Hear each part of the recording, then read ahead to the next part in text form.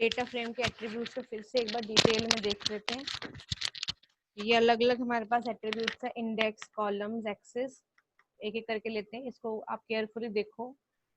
ये data frame है हमने बनाया हुआ एक मार्केटिंग और सेल्स का, जिसमें एज, नेम और जेंडर लिया है। मार्केटिंग वालों का नेम, एज और जेंडर। तो अगर आपको उसकी प्रॉपर्टीज कुछ एक्सेस करनी है, लाइक सिर्फ इंडेक्स, इंडेक्स मैंने होता है ये रो लेबल्स, इंडेक्स बोलोगे तो इन रो लेबल्स मिल जाएंगे। कॉलम्स बोलोगे तो कॉलम हेडिंग, जैसे इसमें मार्केटिंग और सेल्स है तो कॉलम हेडिंग सिर्फ निकाल के दिखा देगा। एक्सेस, एक्सेस मैंने एक तरह से पहले जो है वो आपको रो एक्सेस 0 दिखा रहा है, ये रो हेडिंग्स है, ये इक्वल टू इंडेक्स होता है। और ये एक्सेस में दोनों दिखाता है, रो हेडिंग, रो लेबल्स और कॉलम लेबल्स। और डी टाइप बेसिकली का मतलब है कि जो उसके अंदर कॉलम्स हैं उनके अंदर डेटा टाइप क्या है, तो कॉलम को जो ऑब्जेक्ट्स मानता है, ठीक है ना। ये देखो आपके सामने ही ऑब्जेक्ट डेटा टाइप जो है वो इनकी होती है। और साइज का मतलब है कि टोटल नंबर ऑफ एलिमेंट्स कितने हैं, 6 एलिमेंट्स हैं।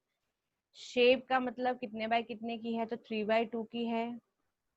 डायमेंशंस कितनी है, 2 डायमेंशन है, ये रोज एंड कॉलम्स है ना, तो 2 डायमेंशन मैट्रिक्स की फॉर्म में ये होता है, तो 2 डायमेंशन है। और क्या ये एम्प्टी है, नहीं। तो लेंथ जो फंक्शन होता है वो आपसे length of the data frame will give you the total number of rose in the data frame. तो डेटा फ्रेम में लेंथ कितनी है वो पता चल जाती है। और नॉन एनए, नॉन एनए का मतलब है कि जिसमें एन वैल्यू नहीं फिल करी हुई है, नॉन एन मतलब लेंथ में तो सारी रोज काउंट होती है और काउंट फंक्शन में नॉन एन वैल्यू जो है वो काउंट होती है। और हमारे पास वैसे सब में अभी तो सारा फिल किया हुआ है, इसलिए जो है वो नॉन एन वैल्यूज ही आपको दिखा रहा है। ये जो एक्सेस आर्गुमेंट होता है बाय डिफॉल्ट जो है ना, मतलब कॉलम वाइज दिखा रहा है। कॉलम वाइज मतलब ये दिखा रहा है कि हर एलिमेंट में जो है, हर रो में, जैसे कॉलम आपने लिखा है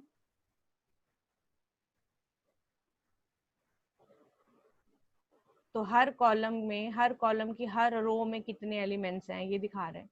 तो रोज काउंट कर, ये मतलब हर कॉलम में कितनी रोज है, ये एक्सेस जो है वो ये नॉन एन वैल्यू जो है काउंट करके दिखा रहा है, काउंट फंक्शन। लेंथ फंक्शन जो है टोटल नंबर ऑफ रोज बताता है। और काउंट फंक्शन जो है वो नॉन एन वैल्यूज काउंट करके बताता है। तो अभी हमारा जो डेटा सीरीज है, जो हमने डेटा फ्रेम लिया, उसमें सारे के सारे हमारी रोज फील्ड हैं, इसलिए उसने कॉलम वाइज, इंडेक्स का मतलब सारी रोज काउंट करके बताओ कि हर कॉलम में कितनी रोज हैं, ठीक है। अब हर रो में कितने कॉलम्स हैं उसके हिसाब से अगर आपने करना है तो एक्सिस की वैल्यू जो है वो, एक्सिस की वैल्यू 1 है। एक्सिस 1 जो होता है वो होता है कॉलम वाइज। तो एज नॉन एन वैल्यू कितने, मतलब एज नॉन एन कितनी है, 2 है। और नेम कितने हैं, 2 भरे हुए हैं। जेंडर कितने, 2 भरे हुए हैं। और यहाँ पे axis is equal two columns भी लिख सकते हैं, काउंट 1 भी लिख सकते हैं। काउंट 1 जो है ये 1 एक्सिस है, मतलब कि अगर हमारे पास ये है, ये हमारा डेटा फ्रेम है, इसमें ये काउंट करना है कि एज कितने लोगों की भरी हुई है, नेम कितने लोगों का भरा हुआ, मतलब एन नहीं है जिसके अंदर, तो काउंट कर सकते हैं आप। तो काउंट दोनों तरह से हो सकता है, रो वाइज भी काउंट कर सकते हैं जो एक्सेस 0 बाय डिफॉल्ट होती है, और कॉलम वाइज भी काउंट कर सकते हैं कि ऐसे कितनी वैल्यूज भरी हैं, एक्सेस 1 होती है, ठीक है, तो कॉलम्स काउंट करेगा। तो नॉन एन वैल्यू ही काउंट सिर्फ जो है वो काउंट वन लिखिए, ये एक्सेस इक्वल टू कॉलम्स लिखिए, तो काउंट करके ये बताएगा। फिर ये ट्रांसपोज है जो रोज को कॉलम्स में और कॉलम्स को रोज में कन्वर्ट करता है। तो अगर हमारा ये डेटा फ्रेम था, मार्केटिंग और सेल्स जो है वो कॉलम्स बने थे, तो यहाँ पर जो है वो रोज बन गए हैं, और जो यहाँ रोज थी वो यहाँ पे कॉलम्स बन गए, ठीक है। अब क्वेश्चन देखते हैं पहले कि राइट ए प्रोग्राम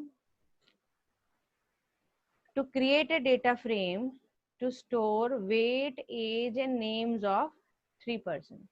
मतलब हमें वेट, एज और नेम ऑफ 3 पर्सन स्टोर करने, अपनी मर्जी से स्टोर करने और उसका डेटा फ्रेम बनाने। तो हम, ये आपकी मर्जी है कि आप इसको जो है वो सीरीज की मदद से बना सकते हो, लिस्ट की मदद से बना सकते हो, डिक्शनरी तो यूज करेंगे ही, क्योंकि डिक्शनरी में जो कीज होती हैं वो कॉलम हेडिंग बन जाती हैं। अगर हम सिंगल बनाए तो, और बाकी रो इंडेक्स से तो 0 1 2 अपने मिल जाती है। तो ये वाला क्वेश्चन हम खुद करके देखते हैं कि अगर मुझे रो वेट और एज जो है for 3 person, weight age of 3 person store करने हैं और फिर उनको ट्रांसपोज भी करना है।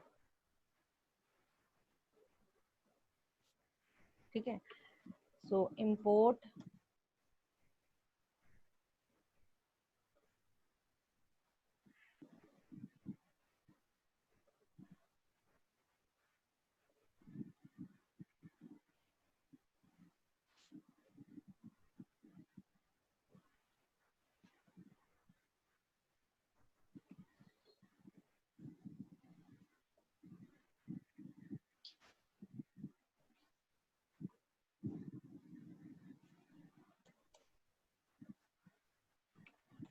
अभी हमें उन्होंने बोला है कि हमारे को हमें चाहिए वेट चाहिए, नेम और एज चाहिए।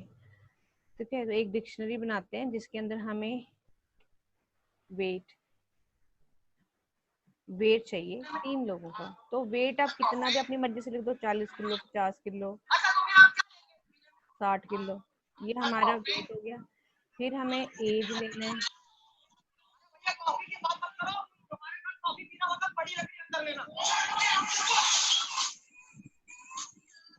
कहाँ से आवाज आ रही है, और ये नेम एज और नेम भी चाहिए इनके।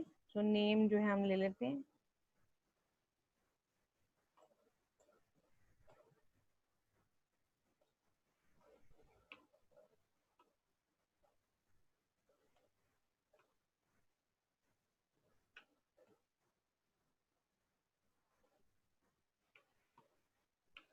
तो इससे जो है मेरे एक डेटा फ्रेम में सबसे आसान तरीका होता है डेटा फ्रेम बनाने का। ये एक कॉलम हेडिंग बनेगी, ये उसके अंदर वैल्यूज आ जाएंगी कॉलम में। ये कॉलम हेडिंग्स होती हैं, बाहर वाली जो आउटर जो होते हैं वो कॉलम हेडिंग्स बन जाती हैं। सो अभी हमें बोला उन्होंने कि ये 3 ये हमने डिक्शनरी बनाई है, इससे पहले हमें एक डेटा फ्रेम बनाना है। तो वो हम बनाएंगे pd डॉट डेटा फ्रेम।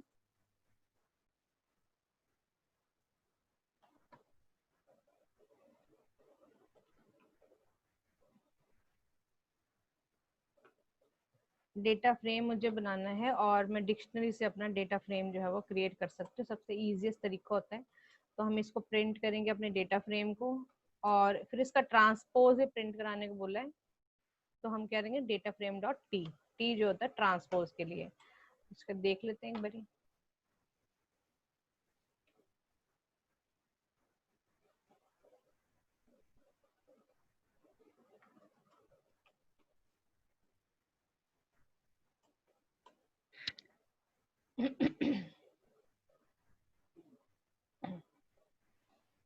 तो ये weight and age of 3 person हो गया, तो ये मैंने दिखा दिया, और उसका ट्रांसपोज हो गया। तो रोज जो है रो हेडिंग अपने आप 0 1 2 मिल जाती है, और ये हमारे पास जो है वो वेट आ गया, और ये हमने उसका ट्रांसपोज नीचे वाला उसका ट्रांसपोज कर दिया। तो इस तरह से आपको क्वेश्चन करना है कि जब आप पहले पढ़ लेते हो, क्वेश्चन आता है तो क्वेश्चन पहले खुद सॉल्व करने की कोशिश करो। तो जैसे इन्होंने ये लिखा है नाम और फिर ओरिजिनल डेटा उसका ट्रांसपोज प्रिंट कराया है, तो ऐसे आप भी करा सकते हैं ना। नेक्स्ट जो है कि अगर इसकी नमपाई रिप्रेजेंटेशन चाहिए, अगर हम इसको इसमें से जो हमें अपनी ये डेटा फ्रेम बनाते हैं, अगर इसमें से हम देखो इंडेक्सेस प्रिंट करा सकते हैं रो वाइज कॉलम वाइज। अगर हम df डॉट वैल्यूज बोल दें तो हमारी वो एक नमपाई एरे जो है वो क्रिएट करके हमें दिखा देता है। वैल्यूज जो है हमारी नमपाई एरे की फॉर्म में जो है वो मिल जाती हैं। तो वैल्यूज जो है ये हमारा एट्रीब्यूट है, सब एट्रीब्यूट्स हैं हमारे। तो ये नमपाई एरे के फॉर्म में हमें दिखा देगा, एक बार देख लेते हैं। तो ये देखिए आपकी सारी ये नमपाई एरे 2 डायमेंशन एरे की फॉर्म में उसने क्रिएट कर दिया है। और रो वाइज डेटा जो है, हर रो में क्या डेटा है आपका, ये रो है, ये रो है। असली में ये नहीं, इसका सिर्फ ट्रांसफर दिखाया था। तो ये उसने रो वाइज डेटा जो है आपको नमपाई एरे की फॉर्म में दिखा दिया। ठीक है, तो ये आप इसको ऐसे कर सकते हैं। फिर उसके बाद है हमारे पास एक्सेसिंग, सेलेक्टिंग और एक्सेसिंग डेटा। तो ये है, ये बड़ी खास चीज है, क्योंकि आपको उन्होंने बना के कोई ना कोई ऐसे दे देना है, और यहाँ पे फिर उसने कोई क्लॉज लगा देना है कि उन्हीं की निकाल के दिखाओ। जैसे हम एसक्यूएल में सेलेक्ट स्टेटमेंट लगाते हैं, वेयर क्लॉज लगाते हैं कि हमें एक्सेस करना, तो वो भी यही आगे आपको एक्सेस करने के लिए स्पेसिफिक कॉलम्स बोलेंगे। तो पहले तो ये पॉपुलेशन है, हॉस्पिटल्स हैं और स्कूल्स हैं, ठीक है। ये अलग अलग मेट्रोपॉलिटन एरियाज की दिखाई है उन्होंने। तो अब क्वेश्चन है आपको कि अगर आपको पॉपुलेशन खाली देखनी है, मतलब अभी तो ये सारा डेटा फ्रेम है और सारा डेटा दिख रहा है, अगर आपको सिर्फ पॉपुलेशन देखनी है, इसका मतलब आपको सिंगल कॉलम देखना है। तो जो सिंगल कॉलम अगर आपने देखना है तो आपके पास दो तरीके होते हैं हमारे पास। एक होता है डेटा फ्रेम का नाम डॉट द कॉलम नेम। जब डॉट लगा के कॉलम नेम लगाओगे तो कोट्स नहीं लगाते, लेकिन अगर दूसरा तरीका होता है इंडेक्स यानी स्क्वायर ब्रैकेट लगाएं और फिर कॉलम नेम दें।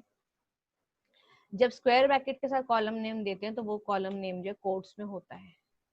तो ये देखिए, जब स्क्वायर ब्रैकेट लगा के कॉलम नेम देंगे तो वो कोट्स में होगा, लेकिन अगर आप डॉट लगा के देंगे तो कोट्स नहीं लगाने। ये एक इम्पॉर्टेंट बात है यहाँ पर कॉलम की वैल्यू एक्सेस करने के लिए। तो पहले हम एक सिंगल कॉलम जो है वो एक्सेस करते हैं।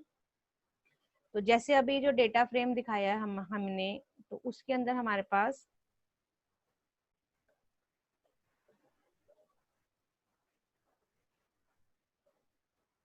इसके अंदर जो हमारे पास सारा डेटा हम देख रहे थे,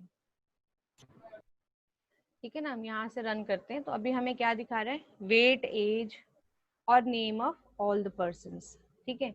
मैं कहती हूँ कि नहीं, मुझे सिर्फ जो है नेम और एज चाहिए, सिर्फ पहले नेम, नाम देखने हैं सिर्फ, सारे बच्चों के नाम देखने हैं, मुझे उनका वेट और एज नहीं देखना। उस केस में क्या बोलूंगी कि मुझे क्या प्रिंट कराना है, डेटा फ्रेम में से सिर्फ नेम प्रिंट कराना है, दिस इज नेम। यहाँ पे ये जो नाम है और ये जो नाम है जो आपने हेडिंग में नाम दी, मैच करना जरूरी, एग्जैक्टली सेम लिखना जैसे दिया हुआ है। तो पहला तरीका तो ये होता है कि डेटा फ्रेम का नाम दे दें और फील्ड का नाम यानी कॉलम का नाम हम दे दें। और फिर दूसरा तरीका ये होता है कि डेटा फ्रेम का नाम दे, स्क्वायर ब्रैकेट लिखें और फिर इसके बाद यहाँ पर जो है वो वेट। दो तरीके हैं।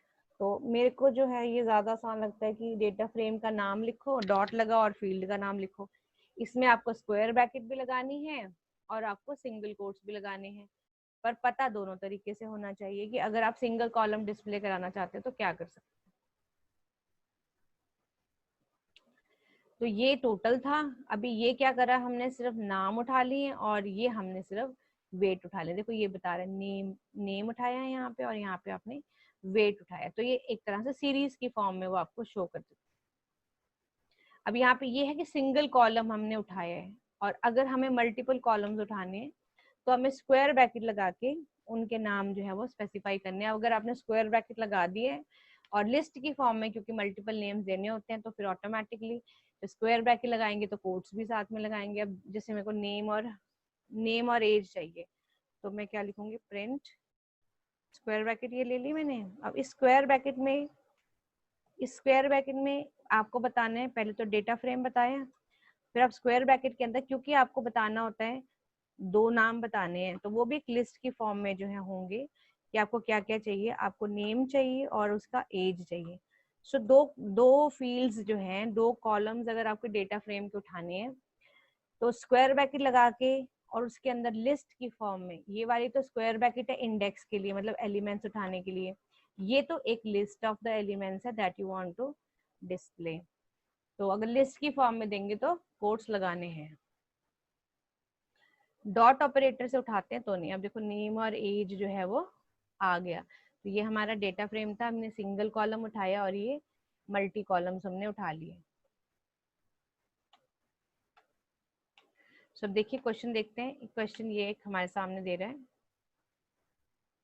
सो ऐसे क्वेश्चन देखते हैं, पहले से आंसर नहीं देखेंगे। क्या है कि given a data frame name aid नाम से एक डेटा फ्रेम है और that store the aid by NGOs to different state. तो एनजीओज जो है डिफरेंट स्टेट्स को जो एड देते हैं, टॉयज, बुक्स, यूनिफॉर्म, शूज। तो write a program to display the aid for books and uniforms only. मतलब अभी पहले तो आपको ये डेटा फ्रेम क्रिएट करना पड़ेगा, ठीक है, और फिर आपको क्या करना पड़ेगा कि सिर्फ बुक्स और यूनिफॉर्म में के लिए क्या एड मिली है वो देखनी है। शूज ओनली मैंने अकेला भी देखना आना चाहिए। तो अगर मुझे खाली अगर मैं ये अज्यूम करूं कि मेरे पास ये बना हुआ है पहले से डेटा फ्रेम, तो मैं क्या अपनी कमांड लिखूंगी, ये मैं अज्यूम कर रही हूँ अभी तो कि ये बना हुआ है मेरे पास, ठीक है ना। तो उस केस में मैं क्या करूंगी, यहाँ पे मैं ऐसे लिख के दिखा रही हूँ कि मान लो एड नाम का है मेरे पास, ये डेटा फ्रेम बना है और मुझे उन्होंने बोला है कि बुक्स और टॉयज के ऊपर जो मिलती है, तो यहाँ पे मैं सिंगल कोट्स में लिखूंगी लिस्ट की फॉर्म में बुक्स, नाम मैच करना जरूरी है, देख लेना अगर वहाँ कैपिटल लिखा है तो कैपिटल लिखना है, स्मॉल लिखा है तो स्मॉल लिखना है, ठीक है। तो ये बुक्स एंड टॉयज, तो आपने कहा कि मुझे ये, तो ये आपको, ये आपके डेटा फ्रेम का नाम है, इसमें से बुक्स और टॉयज निकाल के दे देगा, ठीक है ना। और अगर जो है ये तो मैं एज इट इज अभी ऐसे सिंपल कोट्स में क्लोज कर देती ताकि एरर ना आए, तो एरर आ जाती है तो। और अदरवाइज जो है अगर आपका ये बना हुआ हो और आपको सिर्फ जो है वो दूसरा क्या मांगा उसने, सिर्फ शूज का मांगा, तो शूज मांगे खाली, तो हमारे पास दो तरीके से हम शूज ले सकते हैं। तो या तो मैं लिख सकती हूँ एड डॉट शूज, ये लिख सकती हूँ, या मैं लिख सकती हूँ ए डॉट नहीं, एड स्क्वायर ब्रैकेट में फिर कोट्स लगाने पड़ेंगे शूज, ये, ठीक है ना। ये चीज आपको लिखनी पड़ेगी, ये तो मैं जस्ट आपको हेल्प के लिए बता रही हूँ।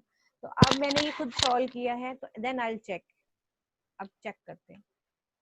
तो क्या कह रहा है कि मान लो ये बना हुआ है एड नाम का, तो बुक और यूनिफॉर्म, जैसे मैंने बोला ये नाम और ये नाम ना मैच करना चाहिए। अगर ये कैपिटल में लिखा है तो ये भी कैपिटल में होना चाहिए, तो एट डॉट शूज लिख दो, या फिर वो सिंगल कोट्स में शूज लिख सकते हैं। सो ऐसे टेस्ट योरसेल्फ करा करो। Selecting, accessing a subset from a data frame using row column name, ये रोज है, मतलब अभी तक हम जो एक्सेस कर रहे थे ना वो कॉलम जो है वो एक्सेस कर रहे थे, हम खाली रोज भी एक्सेस कर सकते हैं, पूरी रो, ठीक है। तो अगर पूरी रो चाहिए, मैं आपको एक बार करके दिखाती हूँ। अगर मुझे जो रो चाहिए, रो इसमें मेरे जो है ना रो में लेबल्स नहीं दे रखे हैं मैंने ना, रो को हेडिंग नहीं दी हुई है,